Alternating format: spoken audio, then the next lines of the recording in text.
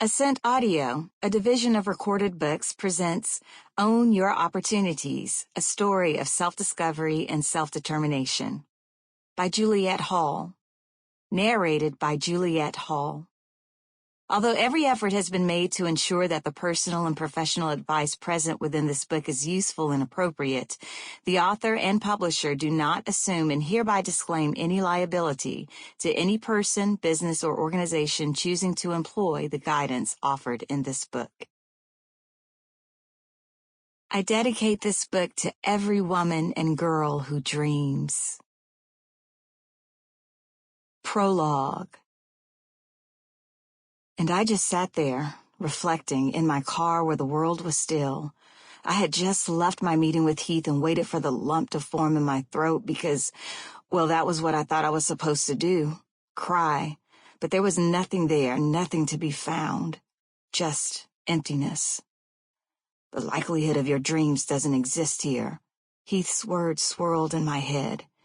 You're articulate and well-spoken, but you're not humble. You assume more autonomy than your role allows. You struggle with relationships. You're not a team player. Heath then quoted words from a fable about what an ideal team player looked like, which, according to him, didn't describe me. But I had remained calm even as the walls closed in on me in that meeting room, while Heath made his closing arguments. We never worked on anything together and never served on the same team. He was simply the mouthpiece for the case that had been building on me. I knew my time had been coming to an end. I had already prepared for it. Leaving amicably was the only path for my sanity, dignity, and chance to find dream fulfillment on my own. Both Heath and I settled that my last day would be on September 15th, just a few months away, to finish and transition my current work that could be completed from home. Oddly enough, it would also be my anniversary date. How poetic that the day of my ending shared the date of my beginning. And now, another new chapter was upon me. The final box was checked. Everything, and I meant everything, had gone according to plan. I was free. And yet freedom had never felt so strange. There was no one to control, mute, or block me anymore. But still, there I was, clutching the steering wheel of my parked car, stalled, as if I either didn't want to leave or was unsure if I could. It was like being one of Pavlov's dogs in a behavioral conditioning experiment. An old, familiar ache crept inside me. I removed my oval company badge from my knitted fuchsia suit jacket and cradled it in my hand for the last time, reminiscing as light beamed off the plastic. For so long, the badge represented much of my identity. My thumb brushed across my name and years of service on the badge, and as I sighed, the lump inside my throat I had been looking for suddenly began to form. What now? I broke my own silence, staring into space. The Georgia summer sun beat through the windows. I turned the ignition and blasted the coolest setting of my air conditioning. And then an unexpected response struck me. Right. It was an automatic, inaudible response, yet a firm whisper that raised the tiny hairs on my arms and snapped my body to attention. I recognized the voice, too. The same unspoken clarity had shined on me months ago in early February, which foretold my company exit. There are many labels for the internal consciousness we all have. Some call it gut, others call it intuition. To me, it was the voice of my Creator, and that voice gave me only one instruction: just right. But then the nightmare started. My head became a haunted house. The faces were a blur, their bodies more like silhouettes trapped in a gray fog. I heard the familiar sound of voices, people I had worked alongside for many years. Human shadows huddled before me, and as I moved about, I heard them whisper, "She has a nice smile, but she doesn't fit in here." Then I saw images, like mystic holograms, passing me and through me as if I didn't exist. And finally, there was a rushing sound, a giant roar that yelled, "Get out!" The nightmares wore on me like a crown of thorns. I often woke up in tears in the middle of the night, shrieking, "God!" I cried, curled in my bed, cupping my ears. Make it stop. Make the voices stop. I told no one about the dreams, too afraid to be written off as either weak or dramatic. Trauma had drilled into my psyche like the constant jabbing of an ice pick, breaking me apart until I seriously considered if all the negative things said about me were true. Why couldn't they just accept me? I shouted into the air, trying to make sense of my rejection while streams of water dripped from my face. My mouth tasted coppery, like I was swallowing pennies. Yes, I was direct and strong-minded, articulate, not afraid to challenge or speak my truth to power. And I was supportive, loyal, and a good soldier who got results. All the things a leader should be. Betrayal and bitterness grew over me like kudzu. I sank deeper into my covers. God, finish the work you started in me. My body was racked with desperate sobs as I fought to break through this dark invasion and find the light within myself. Use my voice and the gift you gave me. I remained cradled in my bed, even as layers of amber broke through an indigo sky. Some days, I didn't leave the bed at all. Chapter 1. Recognize when you've outgrown a situation. Unapologetically, I touted my knitted fuchsia St. John suit and Stuart Weitzman heels, dressed and ready for the showdown. A classic string of pearls adorned my neck and gave me that final touch of ladylike elegance. My natural, pressed hair radiated a silky straight gloss, the edges smooth, a non-negotiable for African-American women in ultra-conservative organizations. At 41, my honey-bronzed face still had the smooth firmness of a woman much younger. Surprisingly, there were no lines or etches of battle wounds from years of working in a corporate system that was neither created by me nor for me. My heart raced as fast as the milliseconds on a stopwatch. It was time for me to head to work and beat the Atlanta traffic, but I stood frozen in front of my bedroom wall mirror. The expectations from people I cherished mounted heavily on my shoulders. "Julie?" My ears perked to the slow cracked drawl of my late paternal grandmother, Mattie Mae, and the memory of her unfiltered, crass tongue that made you laugh one minute and cussed you out the next. Mattie Mae hailed from Rock Hill, South Carolina, born just a few years before the Great Depression, when jobs were as scarce as food on the table. She dropped out of 5th grade to assume the only job she ever knew for women who looked like her, a domestic servant. She wasn't just the help. She was the top chef of her day. With her black gnarled hands, she cooked royal spreads and cleaned for white families well into her mid-70s to sustain herself and pour into me and my older sister, Annette, the best way she could. I reflected on how she never missed an opportunity every Easter to dress us up like Barbie dolls and pair us up with Easter baskets before showing us off to the old ladies at New Mount Olivet AME Zion Church. We weren't just her chaps. We were her hope and her dream. Annette became a doctor and I a corporate manager. We made it in her eyes and became her kinsman redeemer of sorts, making up in her life for everything that went wrong. "Don't you lose that good job now, you hear?" I could still see Mattie Mae scolding me with her hands dented into her fatty hips. My eyes watered as I remembered her. Oh dear. Another voice shifted its way into my memory. It was the soft eloquence of my maternal grandmother, Ethel May, whose words now waved over me like a flag as I continued facing the mirror in pensive silence. She, too, was born in the Depression era. Raised by a sharecropper in Mountville, South Carolina, she was a farm girl turned sophisticate who refused to be confined by the blunt dictates to black women of her time. She was a career woman who mastered dual professions as an educator.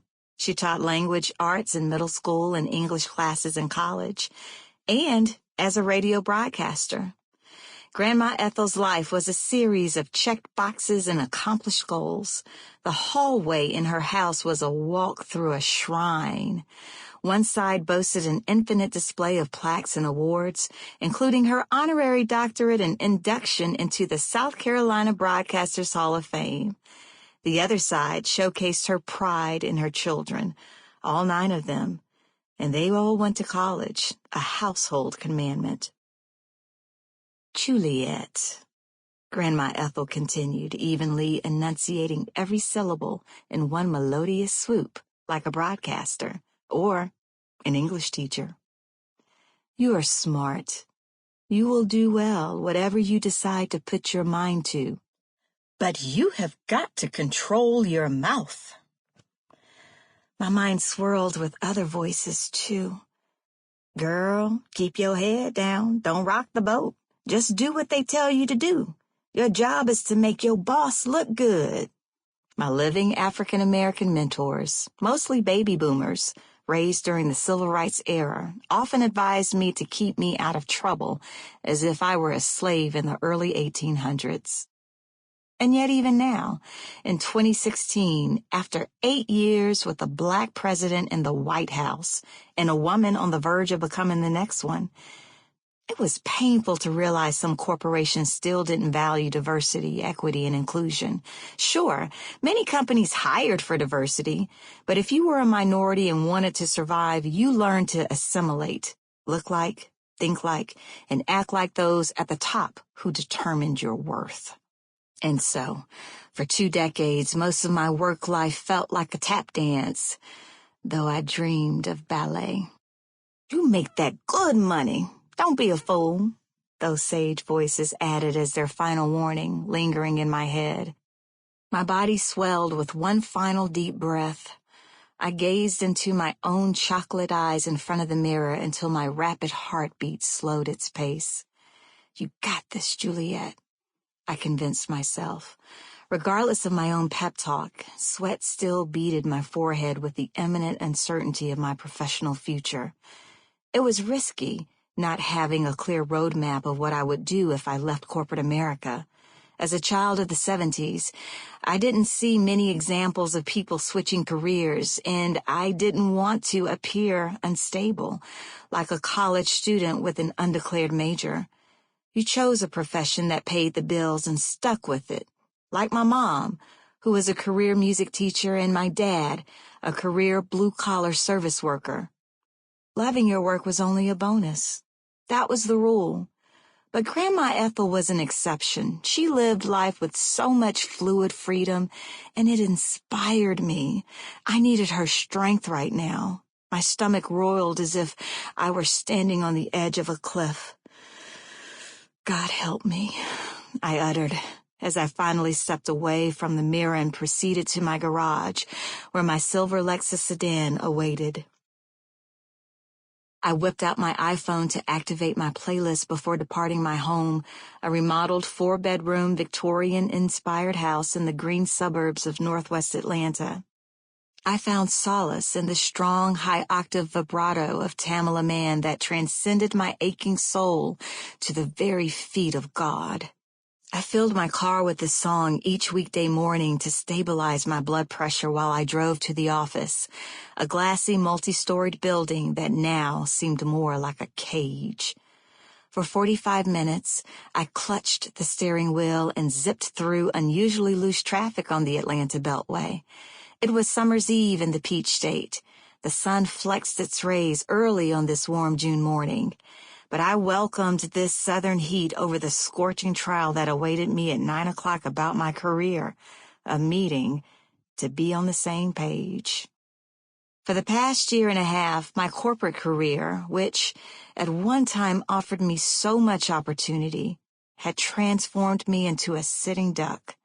And so I needed strength on this particular day more than ever because, well, today was the day of final reckoning, the day where things would either change for the better or for the worse, the day, I thought, where some human with a high office, one who didn't know my story, held the power to render a judgment that could interrupt my professional plans, delete my generous salary, and wipe away my existence from a company I dedicated years of my life to help grow. It could all happen in the blink of an eye. Oh well, everything has an expiration date, I groaned. At 8:50 a.m. or so, I arrived at the corporate complex and marched through the office toward the human resources section of the building. Faceless co-workers along the hallway, who wandered and chatted outside a break room after fixing their morning coffee, saw me approaching and cleared my path like the parting of the Red Sea. Did they know something I didn't? Their heads were down, no eyes peered at me. There were no disingenuous good mornings, hellos, or how are you today questions that typically greeted me every morning. Perhaps because only two types of people really existed in human resources, those on their way in and those on their way out. I massaged my chest as it throbbed harder with every step toward the meeting room. I stopped at the door, wiped my sweaty palms on my skirt, and took one final long breath before turning the knob. Two people sat at a rectangular table in a room that screamed, "This is where the bad news goes down." A small, sterile conference room with dreary gray walls and no windows appeared as hopeless as playing tennis on a rainy day. Long white light bulbs emanated a low, dull hum. A stale conference table with several empty chairs seemed haunted with the ghosts of past firings, disciplinary improvement meetings, and organizational restructurings. I couldn't help but feel as though I were a suspect awaiting questioning on an episode of Law and Order. A late 50-ish, silvery-haired senior manager from Human Resources, Heath Polsky, sat on the left side of the head table, while his assistant sat on the other side at the far end. Heath averted his eyes, but somehow managed to acknowledge my entrance with a nod, an awkward motion to have a seat near him, as if I were truly in the power seat.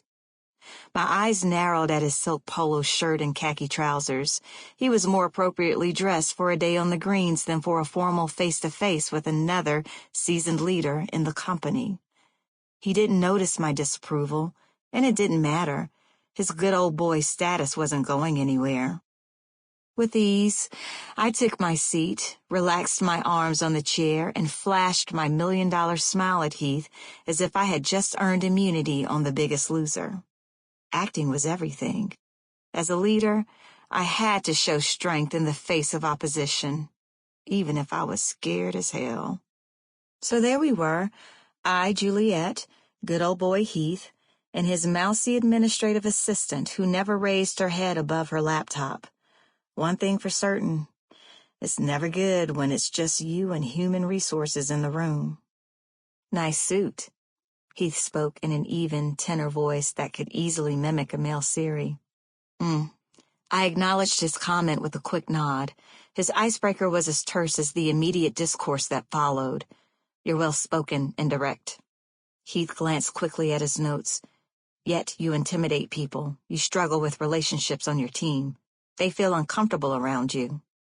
I briefly looked away from him, sighing to hide my frustration at why my being articulate and to the point was both a surprise and a problem for others. I'd never heard a Caucasian woman or man be criticized for being well-spoken or for not mincing words. He didn't lead with my work performance, only the perceptions and feelings that other people had of me and my communication style. And I knew who the culprit was, Connor Rumpkin, a tenured group leader with the company. Connor, or Con, as he liked to be called, was a wrinkly elder who sat in the same seat and in the same role for many years. His leadership style was anything but collaborative, more old school and hierarchical, reminiscent of a boot camp sergeant. But he was a close pal of the senior vice president in the company, which helped him more in his career than his personality or ability to inspire people.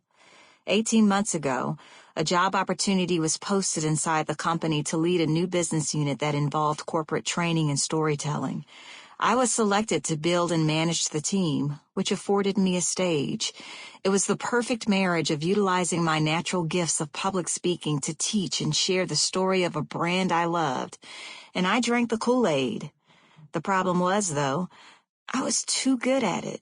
My gifts had blossomed like a velvet rose. I reveled in the finality of discovering who I truly was, an inspirational voice that could empower people.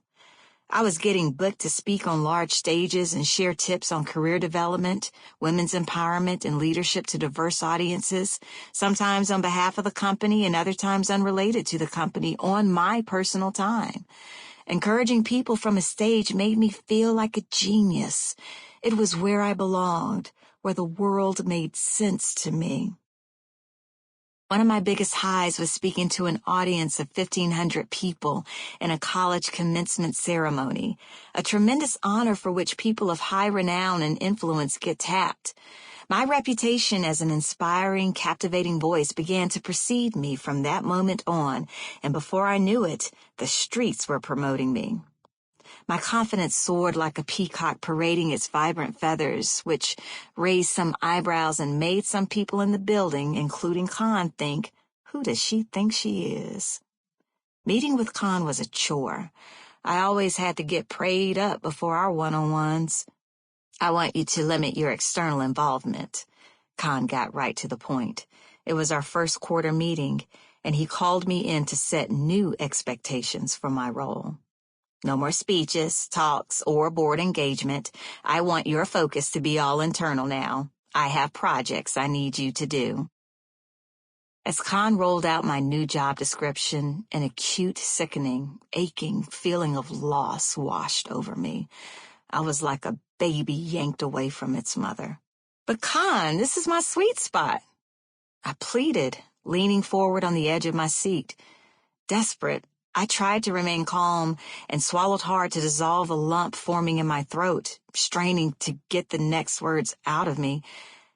This is how I add value, what I was selected for, how I connect. Didn't you say you wanted to give me more work in my sweet spot? Khan did not budge. His eyes were like two metallic gray holes. I caught a glimpse into his soul and discovered nothing there. I added, well, then why can't I speak on my own time? At church? At colleges, speaking to students about their careers? I love serving people in this way. You are an agent of this company. You spent most of your career here, he said, chuckling. What else could you possibly have to speak about? Heat swelled inside my body, and for a few seconds all I saw was red. Jobs change, he continued, looking down, shuffling his papers. If you still want yours, then focus on the projects I give you. Troublemaker or threat? Which had I become? I clenched my fists. Why are my speaking engagements a problem? It doesn't conflict with the work I currently do. I'm doing good things, making an impact. Don't you want me to grow and be better? Or stay in my place, I wondered. I mean, what's the real issue here? Look. Khan's words were slow and intentional. He scanned messages on his iPhone like that was more important than his time with me. I'm not trying to hide you. With pursed lips, I tilted my head and raised an eyebrow, unconvinced. But you are not the spokesperson for this company. He scoffed, as if the very idea was ridiculous. Dejected, I wanted to retreat to my office, but our meeting hadn't ended. Deep inside, I knew God didn't create me to be contained and mentally shackled. I also knew this company, and Khan, had the authority to dictate whatever they desired because the truth was, I chose to work there. And if I wanted to stay on the payroll, I would have to soldier up and obey. Period. Khan paused, put his iPhone down, and looked back at me. I could see his mind thinking before he slammed the gavel. In Juliet, Georgia is an at-will state. It's up to you. And that was that. Then Heath cleared his throat, breaking my reverie about Con, and brought me back to the present to continue his contrived narrative of my performance issues. "You're a great public speaker," Heath continued in his matter-of-fact bulleted script, "but you're not humble. You're trying to build a brand on the cover of a magazine. You didn't get approval for that. You assume more autonomy than your role allows. You post pictures on social media trying to promote yourself." True, I had posted new headshots, radio interviews, and pictures of speaking engagements on my personal social media. The magazine cover was only to promote the storytelling work the company had assigned me to do. Perhaps it appeared as though I had become an emerging celebrity, a brown-faced female leader standing out in a company where there were no women of color in the C-suite. It clearly turned heads. People must have been buzzing inside the office. How is she getting all these opportunities? How? They'd asked. I just shook my head. Because I never waited on handouts. Because I always saw myself as bigger than my role. And instead of playing the race card, whining about being overlooked for a promotion, or waiting on my supervisors to develop or sponsor me, I learned to be my own champion and started owning my opportunities. That was how.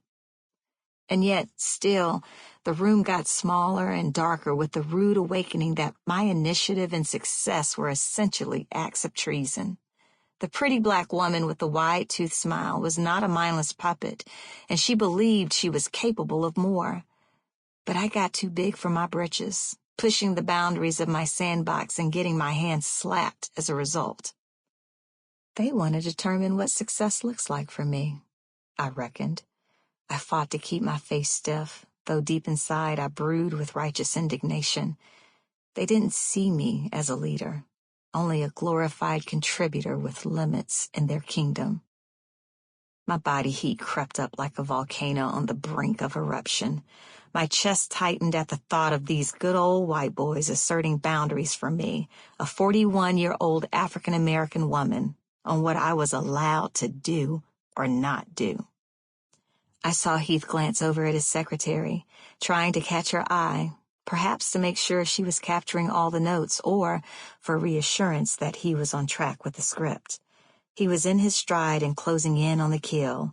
With his quick and robotic voice, he continued, "You have 3 options. You can stay in your current role, but you'll be put on a performance improvement plan. You can move to another team, or you can leave with our support." The drum roll stopped. The volcano inside me stilled. The knots in my stomach from earlier that morning dissipated. No more mystery, no more uncertainty. In that moment, my standing with this company became as clear as the June blue sky. I froze, contemplating the crossroads I now faced. Heath made no reference to my breaking any policy nor doing something performance-related to work. It was all about my communication style and, perhaps, the growing publicity that the company, or Con, did not support. Instead of bowing my head, saying, "Yes, sir," and kissing the ring, I stood on the brink of being let go. There was a risk to spotlights. It made you a target. Stay, transfer, or leave. If you stay, Heath interrupted my thoughts, you will be put on a performance improvement plan and, things are already not working for you in your current department. I knew what he meant. I would eventually get fired. But Heath, these are all the things I've done for this company, I defended myself. I gave him the highlights of my corporate track record, my work in previous departments, my leadership in the community, my mentoring other women and representing the company in international leadership missions, all value-added impacts, scores of written letters, honors, and verbal accolades from other peers and leaders commending my work, leadership, and even teamwork, all seemed to be forgotten at that moment. You've made some positive contributions to the company. Some? Really? But our culture is non-confrontational. That's our fault. You have struggled with relationships on other teams." There was finality in Heath's tone. This issue was not up for debate. Sample complete. Ready to continue?